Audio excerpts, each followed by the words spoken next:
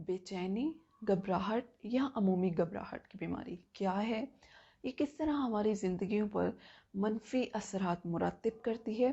और किस तरह हम इस बेचैनी या घबराहट से अपनी ज़िंदगी को बेहतर बना सकते हैं, और ऐसी कौन सी स्किल्स हैं जिन्हें हम अपनी ज़िंदगी में अपनाकर अपनी ज़िंदगी को बेहतरीन और पुरसकून बना सकते हैं।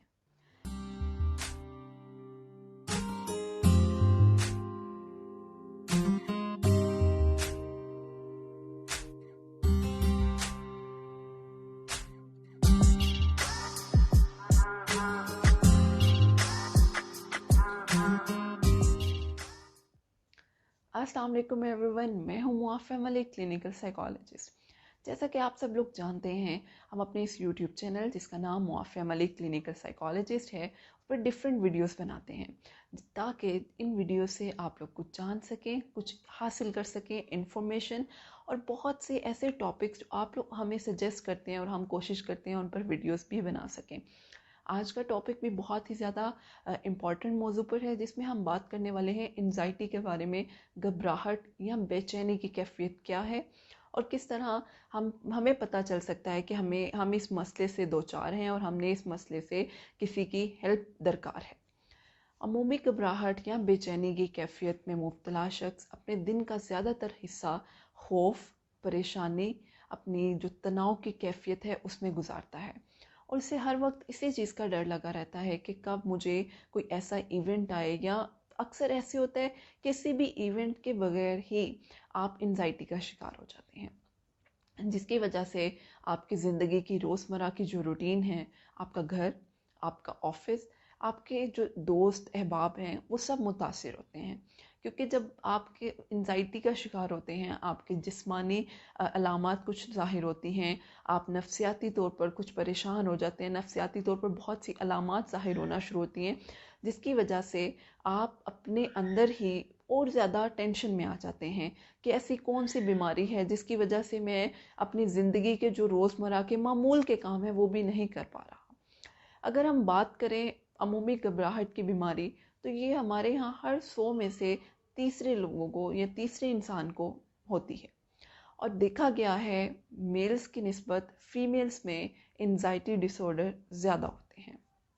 अब ऐसी कौन सी अलामात हैं जो हम देखें जिससे हमें आइडिया हो सके कि हमें बेचैनी या एंजाइटी डिसऑर्डर के सिम्टम्स जो हैं वो शो हो रहे हैं।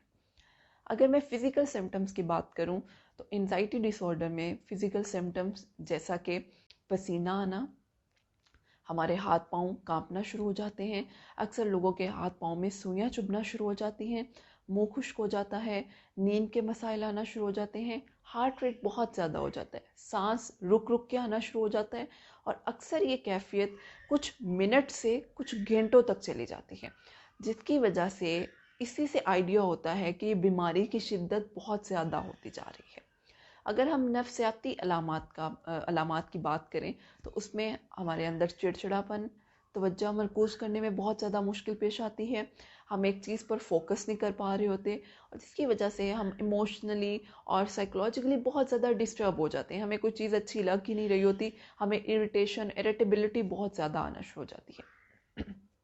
अब अगर हम बात करें कि हमें किस तरह पता चलेगा हमें एंजाइटी डिसऑर्डर है, इसका डायग्नोसिस, अब जिस तरह मैंने आपको अलामात बताई, अगर किसी इंसान के अंदर ये अलामात 6 माह या 6 माह से ज़्यादा हैं, ठीक है, तो ये इस बात की इंडिकेशन है कि वो अमूमी घबराहट की बीमारी में मुब्तला है। बहुत से लोगों को आम घबराहट या आम बेचैनी और अमूमी घबराहट की बेचैनी में फ़र्क करने में बहुत ज़्यादा मुश्किल पेश आती है, लेकिन इसमें कुछ ज़्यादा ख़ास फ़र्क नहीं है। अगर जो आम देखें, हम आम लोगों को भी एक एंजाइटी होती है वो पेपर से पहले वाली भी हो सकती है, वो कोई इवेंट आ रहा है या घर में कोई परेशानी है उसकी वजह से भी हो सकती है, लेकिन हम उस एंजाइटी को ओवरकम कर लेते हैं। हमें पता है ये एक टाइमली है और हम इस चीज़ को मैनेज कर लेंगे। अब जो लोग अमूमी घबराहट का शिकार हैं या जिन्हें एंजाइटी डिसऑर्डर्स हैं, उनके साथ क्या होता है, वो उस चीज़ इवेंट के बारे में बार बार सोचते हैं, जिसकी वजह से वक्त से पहले उन्हें एंजाइटी होना शुरू हो जाती है, उन्हें फिजिकल साइकोलॉजिकल सिम्टम्स आना शुरू हो जाते हैं, और उनके इन सिम्टम्स की वजह से जो उनका इवेंट है वो भी ख़राब होना शुरू हो जाता है, और बहुत ज़्यादा डिफरेंट मसाइल भी आना शुरू हो जाते हैं।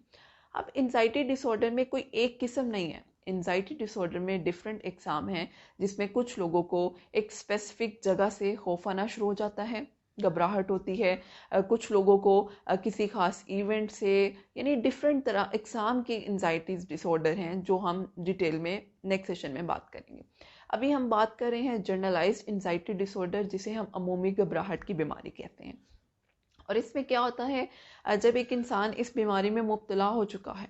और लेकिन उसकी जो रोज़मर्रा की रूटीन है वो कुछ हद तक मुतासिर हो रही है, लाइक ज़्यादा मुतासिर नहीं हो रही, तो इसका मतलब है जो उसके सिम्टम्स हैं वो अभी इनिशियल हैं, यानी माइल्ड से मॉडरेट हैं। वो कहीं ना कहीं उसकी जो विल पावर है वो उसे हेल्प कर रही है, उसको मदद कर रही है कि वो अपने सिम्टम्स को ओवरकम कर सके।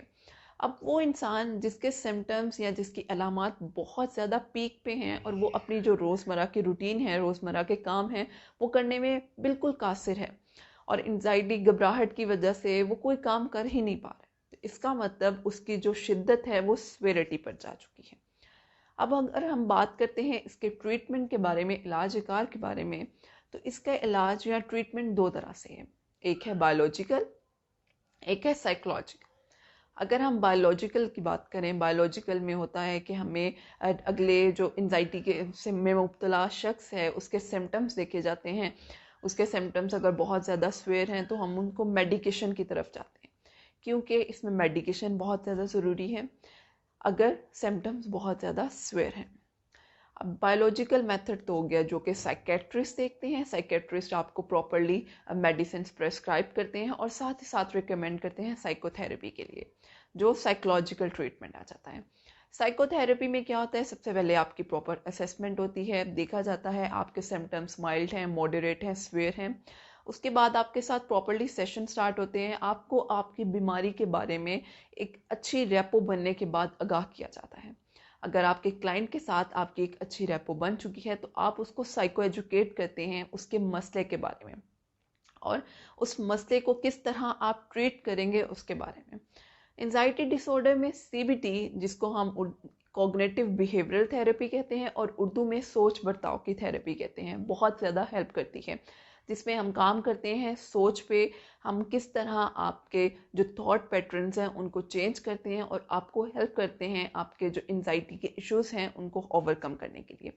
उसमें डिफरेंट रिलैक्सेशन टेक्निक से स्टार्ट किया जाता है, क्योंकि एंजाइटी के जो मरीज़ होते हैं या जो क्लाइंट्स हैं उनको बहुत ज़्यादा फिजिकल सिम्टम्स होते हैं, यानी हार्ट रेट बहुत ज़्यादा होता है, पट्ठों में खिंचाव बहुत ज़्यादा होता है, उनकी नींद ख़राब होती है, उनका जो डाइजेशन प्रोसेस है वो भी ख़राब हुआ होता है। तो इसमें क्या करते हैं, हम सबसे पहले रिलैक्स करते हैं, जिसमें बहुत ज़्यादा इंपॉर्टेंट है डीप ब्रीथिंग। डीप ब्रीथिंग के साथ ही साथ पीएमआर, जिसे हम प्रोग्रेसिव मसल रिलैक्सेशन कहते हैं, उर्दू में पट्ठों की वर्जिश कहा जाता है,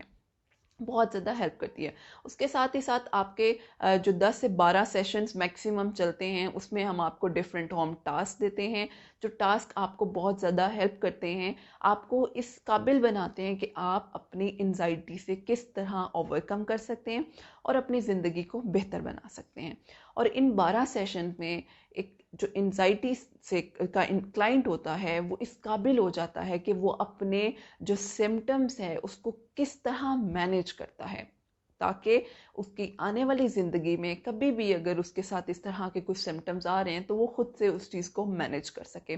और इन 12 के 12 सेशंस में हम आप लोगों को कोच करते हैं कि at the end of 12th session कि आप अपने आप के कोच बन जाते हैं, कि आप अपने उन सिम्टम्स को इस हद तक जान चुके होते हैं कि नेक्स्ट टाइम अगर कहीं रिलैप्स का चांस होता भी है तो आप खुद से इस चीज़ को रिकवर भी कर सकते हैं।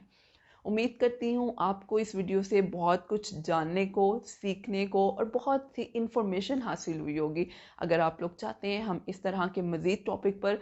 डिस्कशन करते रहें, आप हमारे साथ कमेंट सेक्शन में शेयर भी कर सकते हैं और जिन लोगों ने अभी तक मेरा चैनल सब्सक्राइब नहीं किया वो भी सब्सक्राइब कर सकते हैं।